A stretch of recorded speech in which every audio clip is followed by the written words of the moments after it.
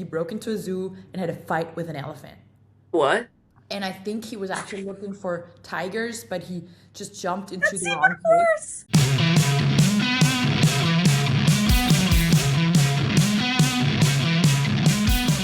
Welcome to On the RoadCast. Snacks, trucks, and rock and roll. Hello. Hi, welcome back to another episode, a new one of the new season of On the RoadCast. This is the third time we're trying to record this episode because we fucked up the tech stuff on the first one. And then I couldn't find the quiet place to record the second one, and it was just too loud and the audio was fucked. And this is the third time. So it took us 3 weeks to make this happen. It took us quite a long time. I thought we were going to keep this a secret, but Whoops. we can't keep secrets that well, so we're just going to be... Yeah, this is We're the gonna third be... try.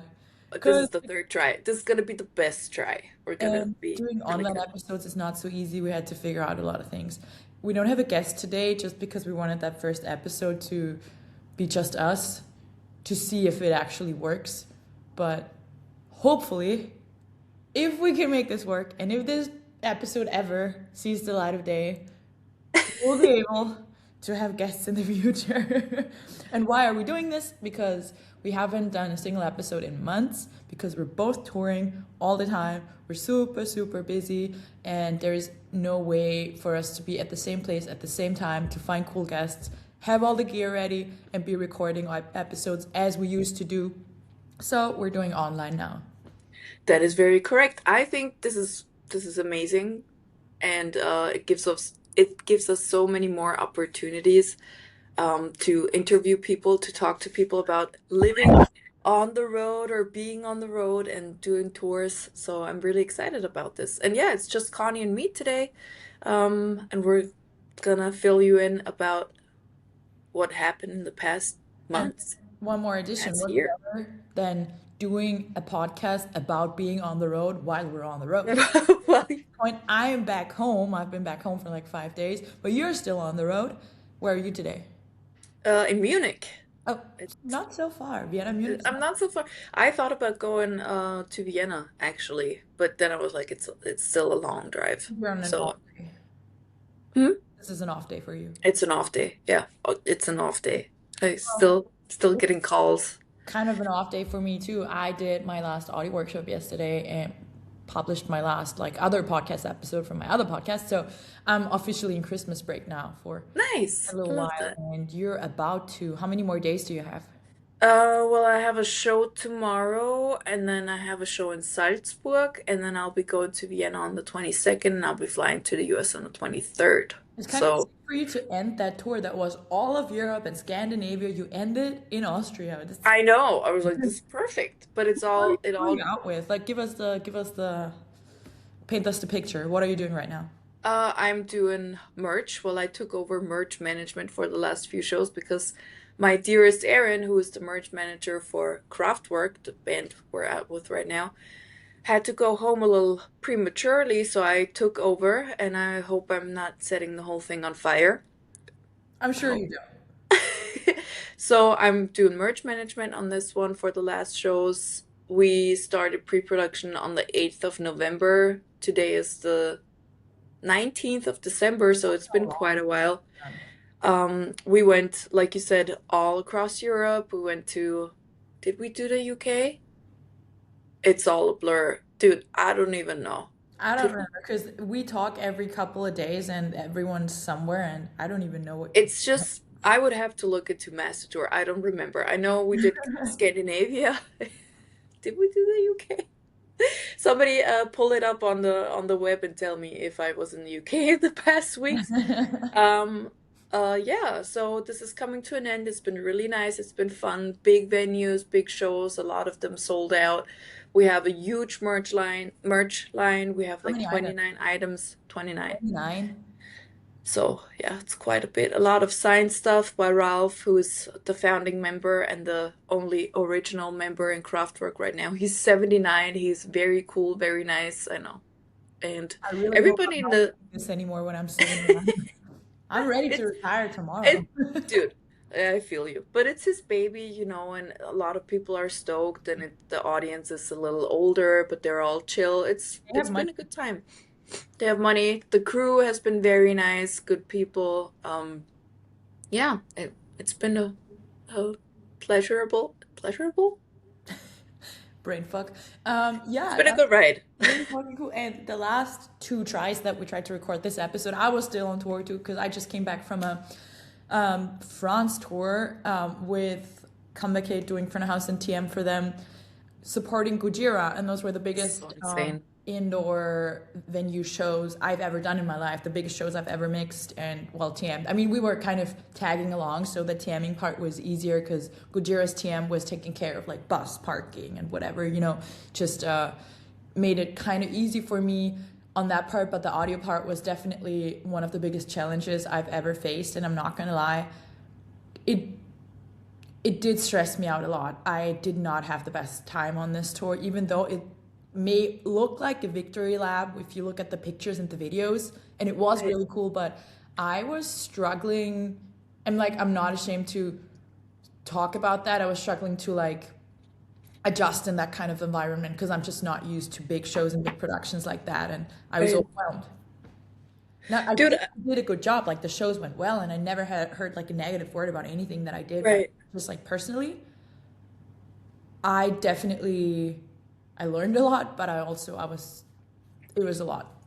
I think it's funny that you mentioned being overwhelmed because when we talk on the podcast, it's always the sunny side of touring or most of the time and create the crazy side but still funny or fucked up stuff that happened. But I think it's also very important to give people, especially the ones that are not in the music industry, a reality check of how it can also be, which is sometimes you're just, like you said, overwhelmed, and Hmm.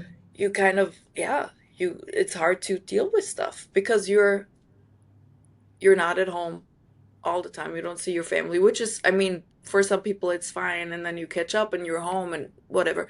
But you're in a different city every day. There's challenges every day that you have to face. It's so much going on, so So many many new problems people. to fix, so many people, The new socializing people. part of it is also overwhelming, and then being the small fish on a tour like that, I Right. had a lot of insecurities and a lot of fears of like not doing enough, of not being enough, of not being good enough, Yeah. of not knowing enough. And I really struggled, which I usually don't, but on this one, I feel like I really struggled like making like friends and getting to know or being bros and homies with the other audio people on that tour because there was Right. a lot of them. There was 75 people on this tour, and 40 was just Gojira crew. And we had 9 trucks, Right. 5 tour buses, and I just had a hard time connecting. But I also understand that that's a whole different kind of touring.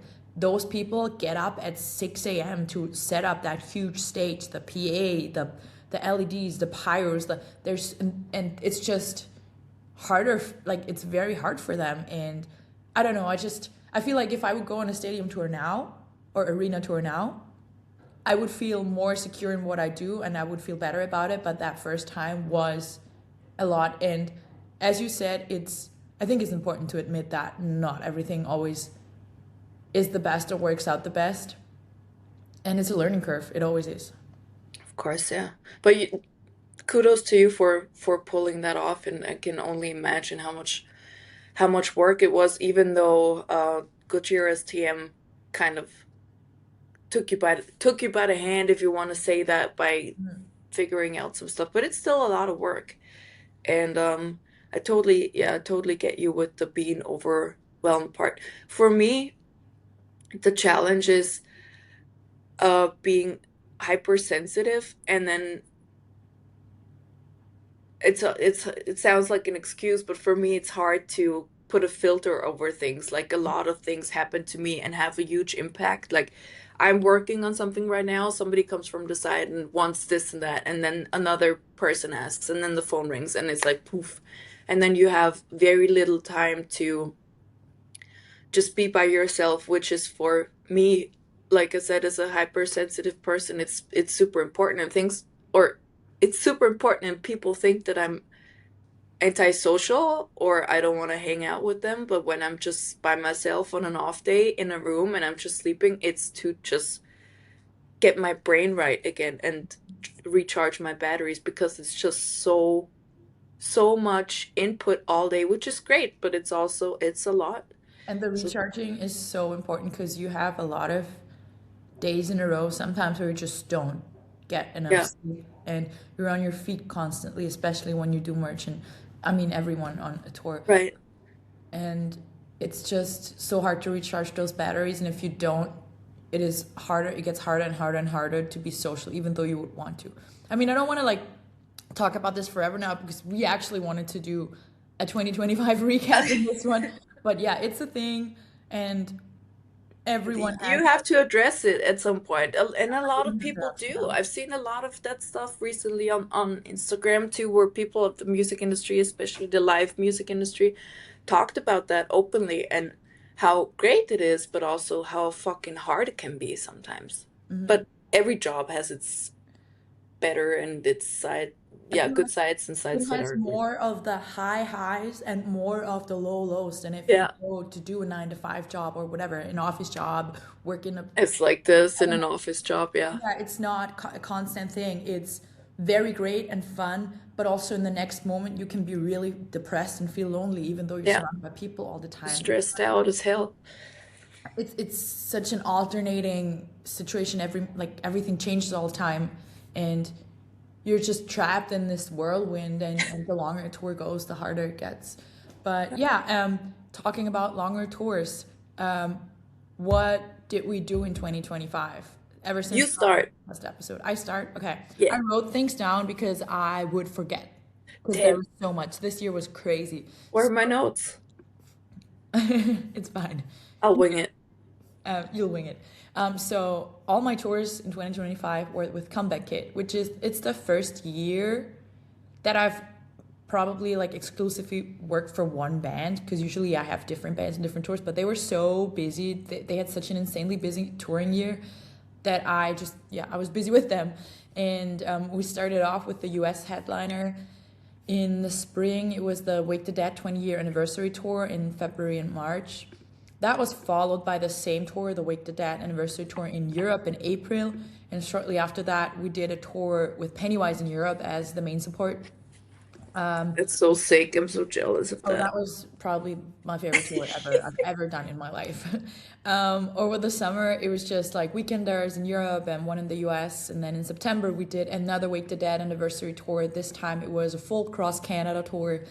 That was followed by the Common Thread tour with Water Music and so many other amazing bands in Europe and the UK. It was like a shorter run, but very cool as well.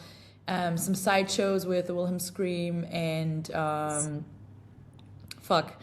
Last time we tried to record the same episode, I also forgot the second band.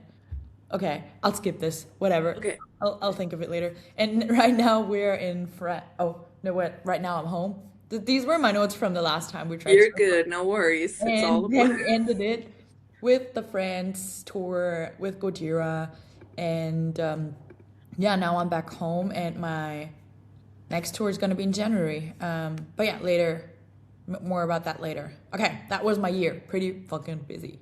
Pretty fucking busy. Let me pull up my shit. Poof. Damn. Where did my notes go? I was just looking for them, and I'm like, I don't. I think last time when we thought that we had it in the books, I must have scrapped those. So let me pull up my calendar.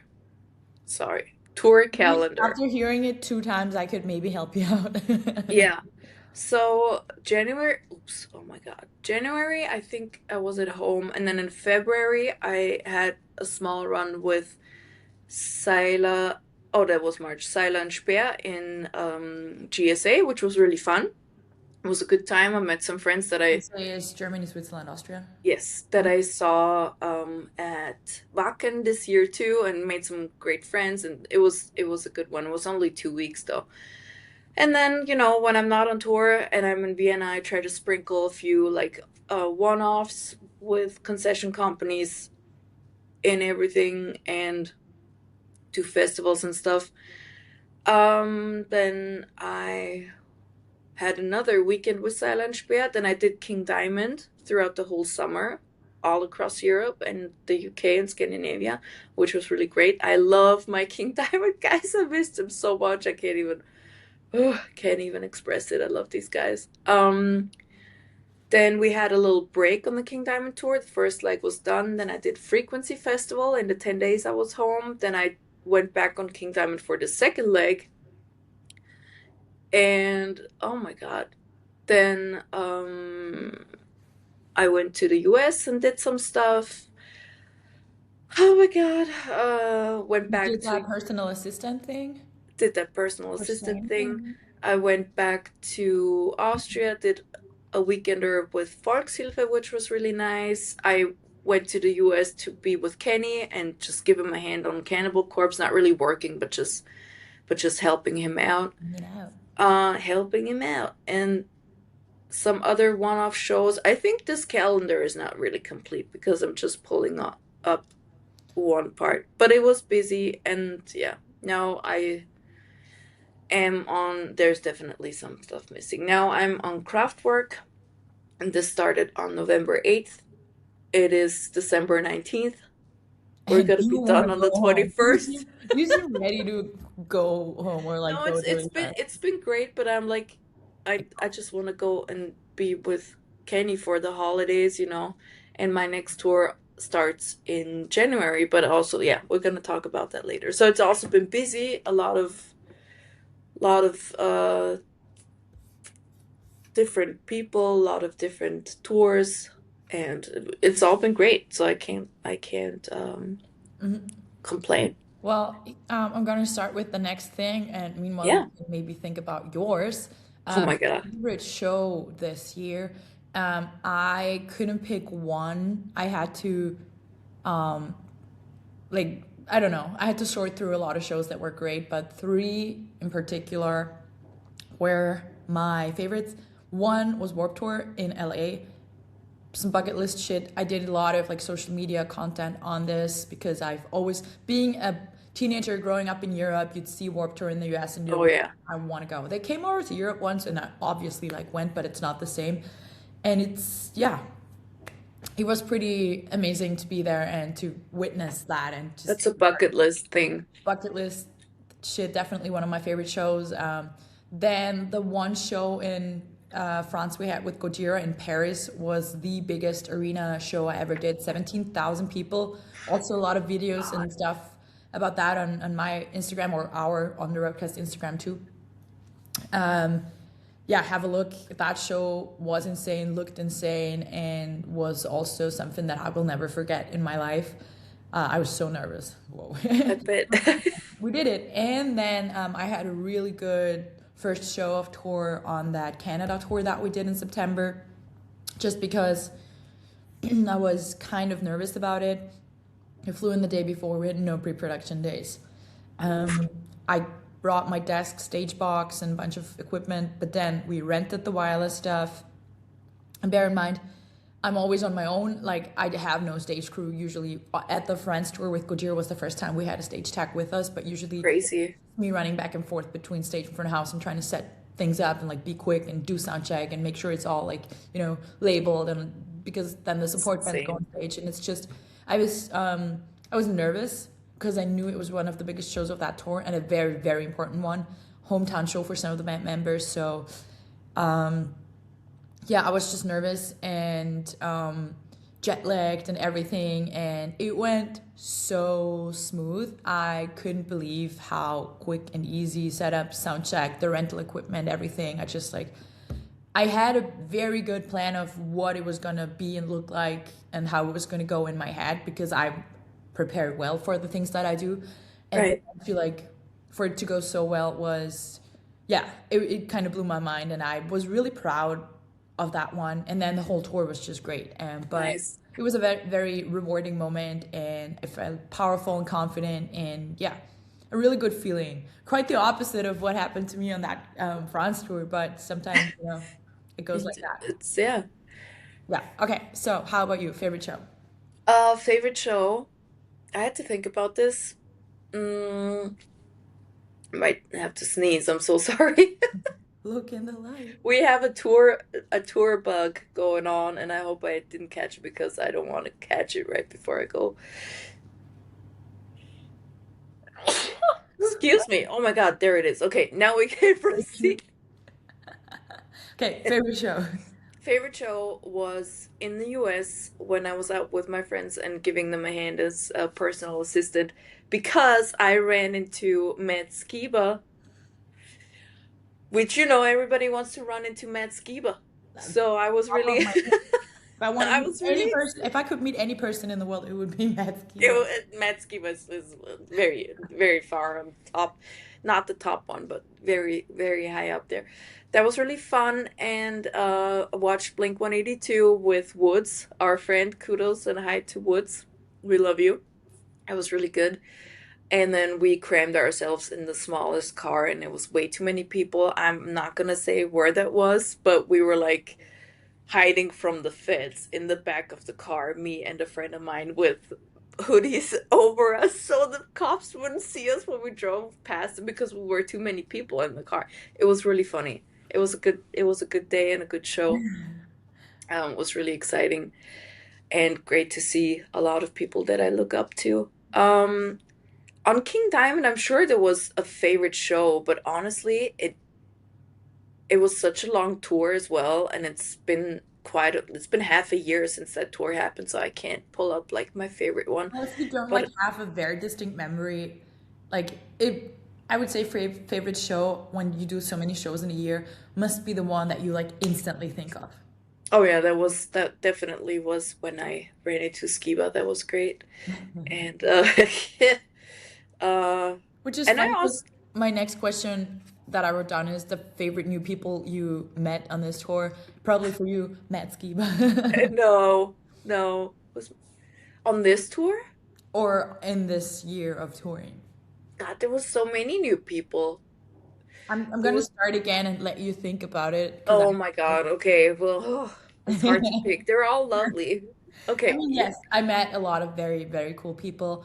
My favorite one that I really want to give a shout out to was Evelyn. She was TMing and doing merch for Dead Pioneers. She's from Belgium, and we instantly clicked. And I love seeing cool and talented and motivated girls on tour. We lift each other up. We do makeup club every day in the morning. Oh, Yeah, so we shared a bus on that Pennywise tour with her and the band she was working for. And yeah, she's just really awesome. I saw her again when she was working for Bad Cup, and they came to town. And I just love her, and I hope I'll get to tour with her again. She's killing it, and I'm so proud of her. And then I also met Jado this year, who's a friend of the band that I work for, who tagged along for a couple of days, and he's one of the funniest people in the world, and I hope we'll be friends forever. Shout out Jado. oh, Yeah, so those were my two standouts, but I met a lot of cool people. So yeah, how about yeah, you? it's excuse me, what's going on? Am I getting sick now? I can't get sick. I can't get sick now. That's the classic. Finish a tour and get Dude, extremely sick. no, I'll we're find not a doing it fucking this we're chill. not No, doing it we're this gonna time. get I did sick. most of this year with a sinus infection. Oh I yeah. did most of the tours with a fucking nasty sinus infection. I'm done. I'm good. I'm gonna be healthy for the next 20 years. Not even a bug. So, Manifesting. okay. But okay, my favorite person, well, it is gonna be a person that I've met before, but only like for two times. But it's gonna be my merch manager, Erin, because she's always chill. She's always relaxed. She is the one who took me out to Pilates. She was like, "Okay, let's go Just out to the I Christmas never market." thought I would hear you say that you went to Pilates on tour. I try to go to the gym, you're always like, yeah, right. But now you're a whole different person. No, I'm not a whole different person. I just tagged along because I thought it would make her like feel better if I was there and just to be with a buddy. But it felt good. It was fun. I felt a little bit funny because I was like the only newbie and was like, "Oh, what are we doing now?" But it was good. And yeah, I love Erin. I love Erin. She's always chill. She's a fucking boss. Like she handles everything. She never gets overwhelmed. There's 20 phone calls here, 60 emails there.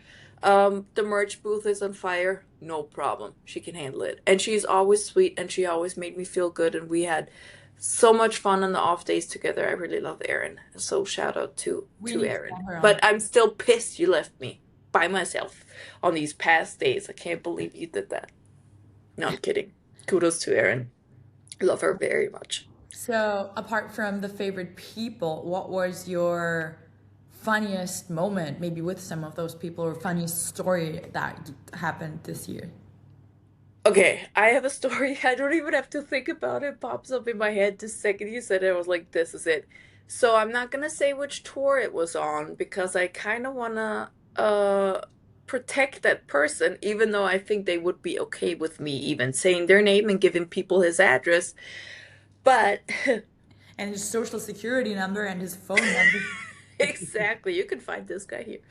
So on one of those tours I was on this year, there were multiple dressing rooms, and I was always in my own dressing room with the other girls on that tour. So yeah, the guys had their own, the girls had their own, and I never walked into the guys' dressing room. Anyways, this one night, one of the guys came up to me from the crew and he was like, "You would not believe that there is a naked man sitting in our dressing room." I was like, "What the fuck? There's no way." He was like, "Yeah, see for yourself." So I, oblivious as I am, I was like, "Yeah, it's not a naked guy in there." So I walk in there, I open the door, and I stare at a fully naked guy. I'm talking no underwear, no t-shirt, no socks, no nothing, but Other people in the room.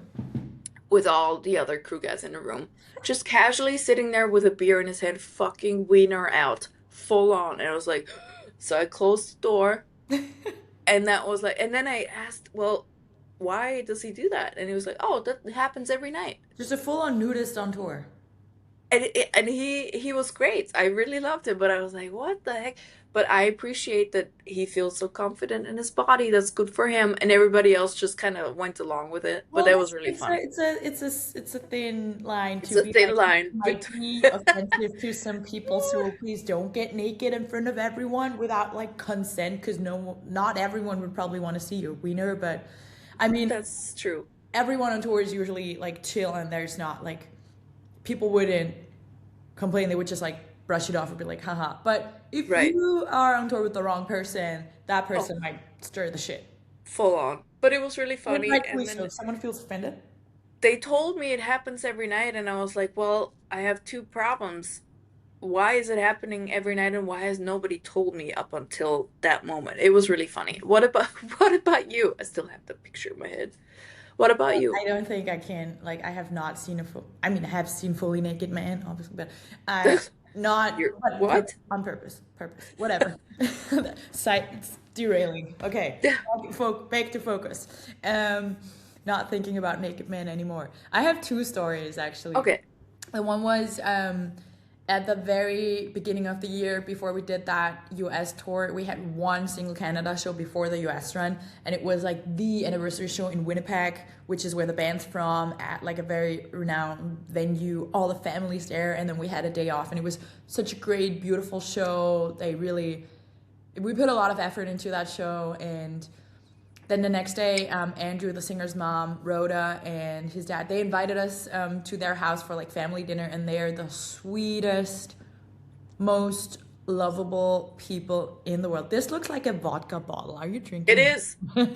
What? Yeah, it is. There's water in it though. No, it's vodka. Go on. It's my off day. I can drink No vodka. questions asked.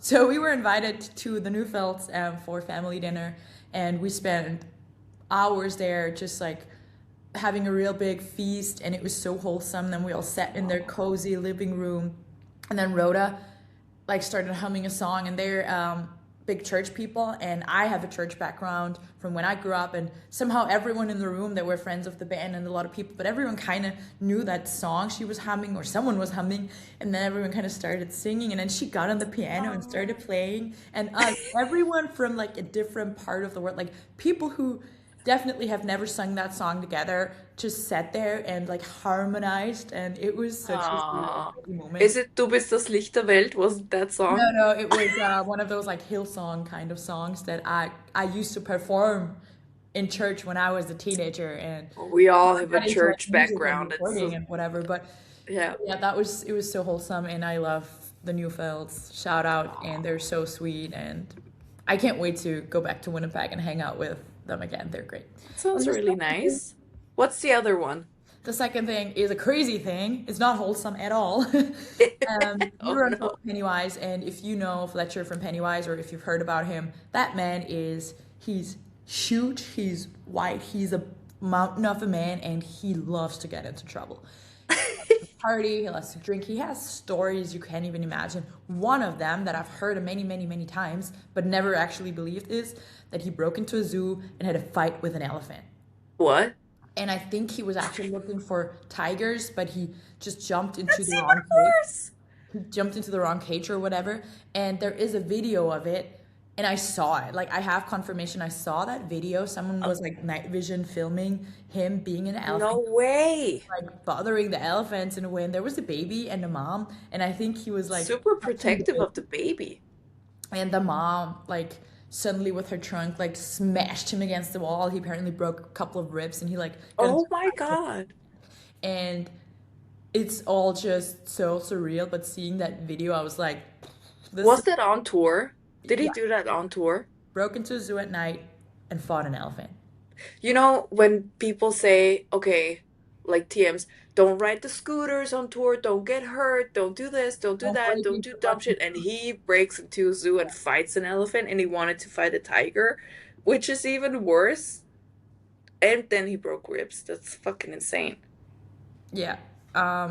This I will don't. probably be the craziest story we've ever It heard. didn't even happen to me. I just like my crazy story is that I saw the video of him doing that. But yeah, that man has so many stories. If you ever get a chance to like just because he's like one of those who like sit in the green room and people just come and gather and listen to him because he has so many stories. It's crazy. That's awesome. That's Um, great. yeah. So we're over 30 minutes. Fuck. That's all right. What's That's 2026 look like for you? yeah. What's happening?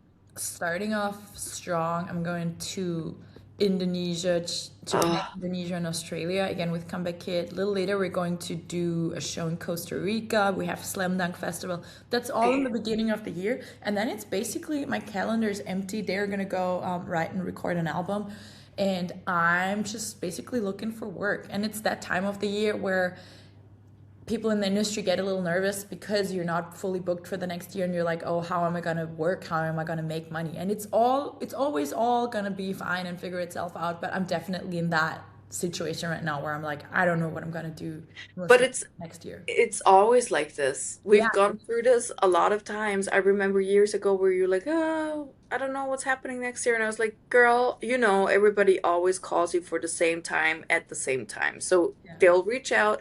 You'll be all right. People love you. You're doing a great job. You'll be all right. Hit me You'll up. be fine. I'm front of house. I can do monitors. I can do like I can do things, a lot of You things. can do it all. I'm not doing merch though. For I that, just please wanted to call this say, person. Homegirl is not selling merch. You That's are. So yeah, hit me I up. am. Vicky, what are you doing in 2026?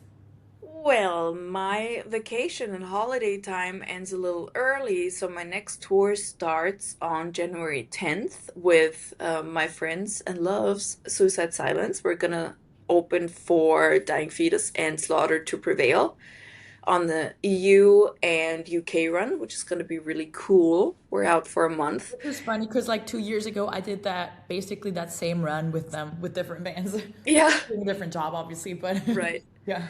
I'm doing TM and merch on that one, and then Kraftwerk asked me to come back and be on tour with them, which I would love to do. It's just gonna be the UK. They're doing Japan, but Oh they my won't need me in goodness. Japan. Starting Why? the year off with a show in Tokyo for me is like, what is my life? Like this is Yeah, this is fucking sick. that's really cool. Yeah, so that's what's gonna happen for next year, and then I'm sure some other things will come up. So I'm not stressed out. And if it's like a Worst calm case, year, a you and quiet me, year, Lonely Island, drinks, playing cards, dipping our feet in the water. I thought of Lonely Island, like the band, Andy Samberg's band. Well, Tears in no, My Pants. I'm talking about an actual lonely Okay, island that yeah, we can go to and that works too. Yeah, so we'll see what happens. I have a lot of personal plans for next year, so we'll see how everything turns out. I think that's it for today, isn't it? yeah, that's it. And this was just our third try, but our first actual episode that we're probably gonna put out. Doing Hopefully. online recordings. Fingers crossed that this is working. If not, I'm gonna cry. No, let's do it one more time. But we're gonna get some people to be in a podcast. We have a lot of ideas and cool people, and it just opens up so many possibilities to do this online. So, Right. yeah, we're so stoked to hear from other people, other stories, and get some more cool episodes out. Yeah. Can I dedicate this episode to a friend of mine? Sure. I just thought of that. For everybody who knew Viktor Popovic, I want to dedicate this to him. He was our tour manager on King Diamond on the US tour, and I liked him a lot. And sadly, he passed away a few days ago. I was really shocked by that news. I still don't know what happened. Yeah, it came out of nowhere, but I hope he's in a better place. And I'm dedicating this one to Victor, and want to say thank you for everything that you've done. And see you on the road in the next life. See you on the road in hell, where we all. No, he's going to heaven. He was a good one. Yeah, well, thank you guys for watching, for checking our tour lives out again, and we'll be back very soon with cool guests And more episodes. and more episodes. Bye. Thank you.